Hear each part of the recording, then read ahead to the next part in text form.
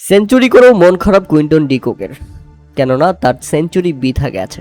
দলের জয়ে ভূমিকা রাখতে পারেনি জাসপ্রীত বুমরার মতো বোলাররা।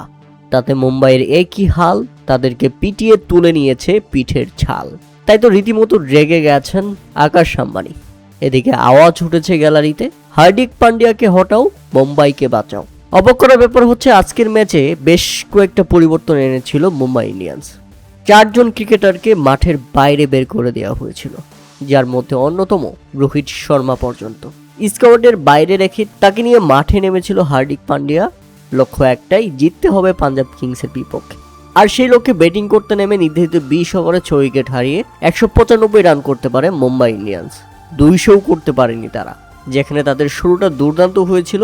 কুইন্টন ডিকক সেঞ্চুরি পর্যন্ত পেয়েছেন। শেষ পর্যন্ত খেলেন 60 বলে 112 রানের দারুণ ইনিংস। অপরাজিত থেকেছেন। 31 বলে 50 রান করেন নমান দীর। তবে যাই হোক, মুম্বাইয়ের রানটা ছিল অনেক কম। অন্তত 220-30 রান করা উচিত ছিল তাদের।